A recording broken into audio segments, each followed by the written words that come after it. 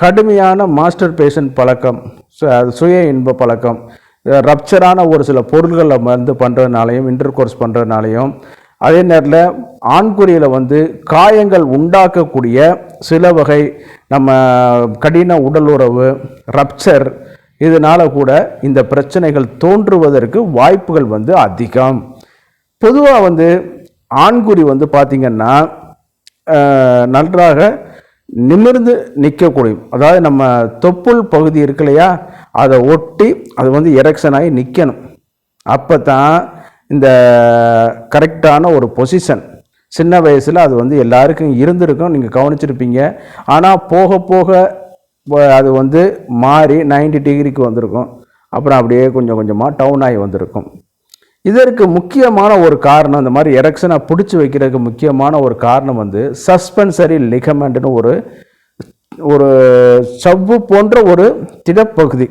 பார்த்திங்கன்னா நம்ம எலும்பு கடித்து சாப்பிடும் போதும் ஒரு சவ்வு போன்ற ஒரு கார்டிலேஜ் மாதிரி ஒரு பகுதியை சொல்லும் பார்த்தீங்களா, அதே மாதிரி கொஞ்சம் நீங்கள் புரிஞ்சுக்கிறதுங்கிறதுக்காக தான் நான் சொல்கிறேன். இதுக்கு வித்தியாசம் இருக்குது. அந்த மாதிரி ஒரு சவ்வு, கடின சவ்வு போன்ற ஒரு பகுதி தான் அதை இழுத்து பிடிச்சி வச்சுருக்கு. அப்போ இது பண்ணும்போது அந்த சாஃப்ட் வந்து என்னன்னு கேட்டிங்கன்னா, ரொட்டீனாக அந்த டெஸ்டோஸ்டரான், நைட்ரிக் ஆக்சைடு லெவல் இது பண்ணும் பொழுது அந்த கார்பஸ் கவர்னசம், கார்பஸ் ஸ்பாஞ்சியோசம் இதெல்லாம் வந்து என்ன ஆகுன்னு கேட்டிங்கன்னா, அது வந்து எரெக்ஷன் ஆன உடனே இந்த லிகமெண்ட் வந்து பிடிச்சி வச்சுருக்கும்போது அது வந்து ஆண்குறி வந்து நம்ம தொப்புள் பகுதியை நோக்கி நல்ல மேலே கொஞ்சம் ஒரு பெண்டாக அது வந்து 160 டிகிரி 180 டிகிரி நம்ம சொல்லிட முடியாது, ஒரு 160 டிகிரி 155 டிகிரிக்கிட்ட வந்து அப்ராக்சிமேட்டாக அது வந்து வளைஞ்சு நிமிர்ந்து நிற்கணும். இதுதான் கரெக்டான பொசிஷன். ஆனால் சில நேரம் வந்து முறையற்ற உடல் பயிற்சிகள் ஆண்குறியை போட்டு வளைக்கிறது, நேராக நம்ம போய் சொருவணுங்கிறக்க அந்த மாதிரிலாம் கிடையாது. அந்த பொசிஷனில் சொருவினா தான் கர்ப்பப்பை வாய்க்கு ஸ்ட்ரைட்டாக போய் விந்தணுக்களை செலுத்தி கருத்தரித்தலுக்கு எளிதாக இருக்குங்கிறக்காகத்தான் நம்ம வந்து அந்த மாதிரி இயற்கையாகவே படைக்கப்பட்டது. ஆனால் மனிதன் நம்ம நிமிர்ந்து நிற்கும்போது எல்லாமே மாறிடுச்சு, சரிங்களா?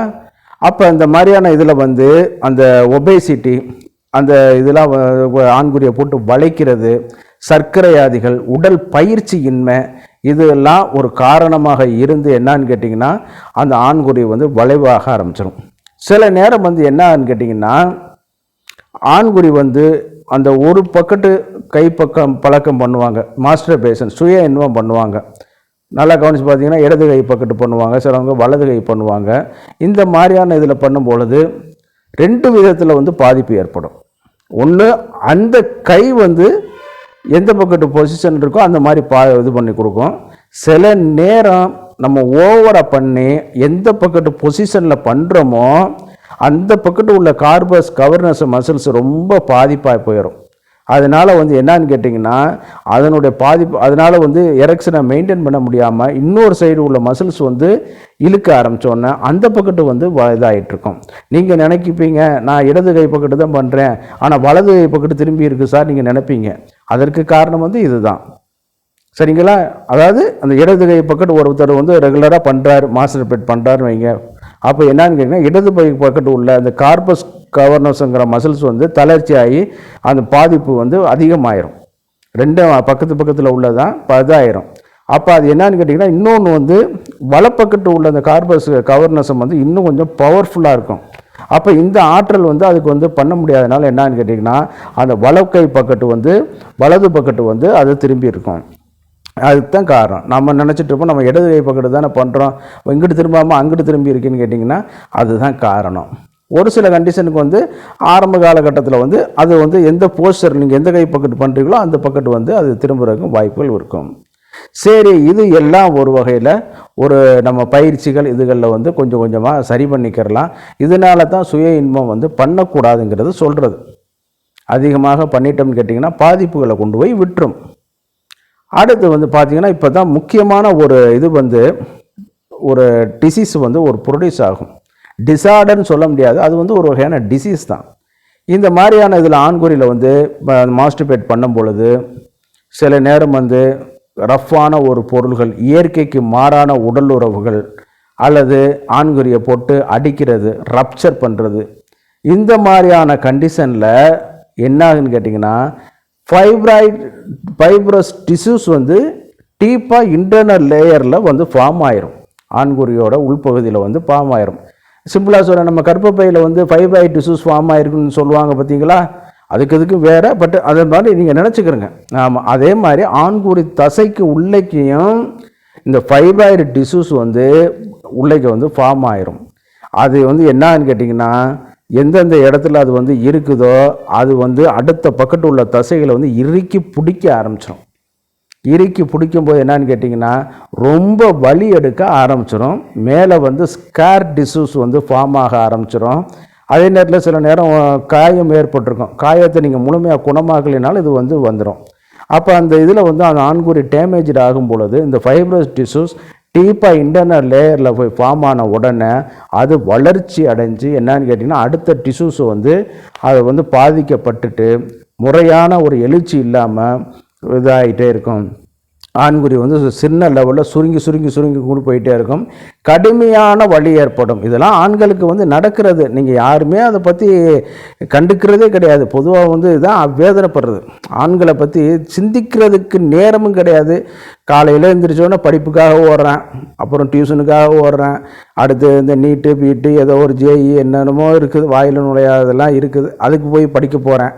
அப்புறம் காலேஜ் போகிறேன், வேலைக்கு போகிறேன். ஆமாம், வேலைக்கு போயிட்டு என்ன பண்ணுறான், கல்யாணம் பண்ணி குடும்பத்தை பண்ணி அதுகளுக்கு இது பண்ணுறான். அவனை பற்றி சிந்திக்கிறதுக்கு ஒரு நேரம் கூட கிடையாது. இந்த மாதிரிலாம் பிரச்சனைகள் வந்து அவனும் ஆட்பட்டிருப்பான்.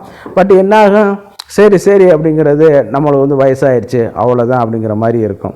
அந்த காலத்தில் நம்ம தமிழர்கள் வந்து 80-90 வயசு வரைக்கும் குழந்தை பிறந்து நல்லா இருந்திருக்காங்க, ஆரோக்கியமாக இருந்திருக்காங்க. ஆனால் இன்றைக்கி உள்ள கட்டத்தில் அது வந்து மாறி போச்சு. சரி வாங்க நம்ம சாப்டருக்குள்ளே வரும்.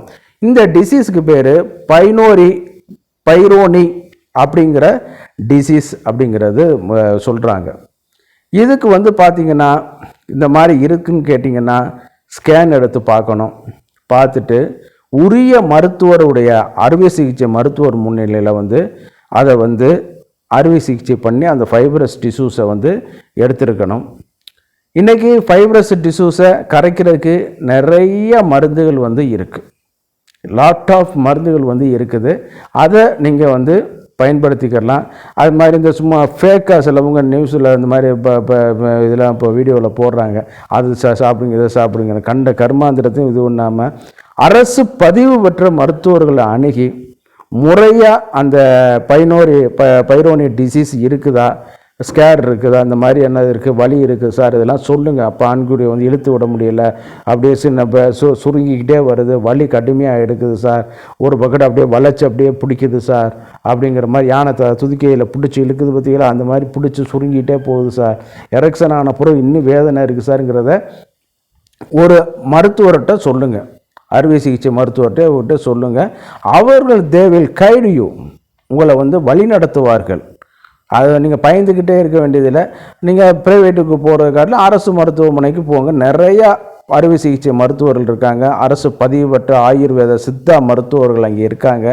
நீங்கள் கேட்டு இதில் வந்து நீங்கள் தெளிவுபட்டு அதற்கான ட்ரீட்மெண்ட்டுகளை வந்து எடுத்துக்கிறலாம். சும்மா அங்கே சொல்கிறாங்க அது அந்த தைலத்தை தடவுனே, இந்த தைலத்தை தடவுனே. நீங்கள் வெளியில் பார்த்து கொண்டு இருக்கிற தசைக்கும் ஆண்குறி தசைக்கும் பல வித்தியாசங்கள் இருக்குது. இதுதான் உண்மை. வெளியில் பார்த்துட்டு இருக்கிற இரத்த குழாய்க்கும் உள்ளேக்கு கட்டமைக்கக்கூடிய இரத்த குழாய்க்கும் பல வித்தியாசங்கள் இருக்குது. வெளியில் உள்ள, அதாவது நம்ம கை கால்களில் உள்ள நரம்புகளுக்கும் ஆண்குறி நரம்புகளுக்கும் ரொம்ப வித்தியாசம் இருக்குது. மற்ற உறுப்புகளை காட்டிலும் ஆண்குறியோட செயல்பாடு வந்து ரொம்ப இம்பார்ட்டண்டான ஒரு செயல்பாடு. அப்போ அதற்கு தகுந்த மாதிரி நம்ம வந்து கவனம் எடுத்து நம்ம வந்து அதை வந்து பார்க்கணும். இந்த பைரோனி இது இருக்குதுன்னு கேட்டிங்கன்னா ரொம்ப வளைச்சிக்கிட்டே இருக்கும். இதனால் வந்து செக்ஸுவல் ஆக்டிவிட்டி பெர்ஃபார்மன்ஸ் பண்ண முடியாமல் நம்ம மூடே அதில் பற்றி போகாது. ஏன்னா வலி எடுக்க ஆரம்பிச்சிடும், சொடக்கு மாதிரி கேட்க ஆரம்பிச்சிடும், ரொம்ப பெயின்ஃபுல்லாக ஆரம்பிச்சிடும். சில நேரம் அந்த இதில் வந்து இப்போ அந்த ஸ்கேர் டிசீஸ் வந்து உள்ளே டீப்பாக பிளட் வெசல்ஸில் போகும்பொழுது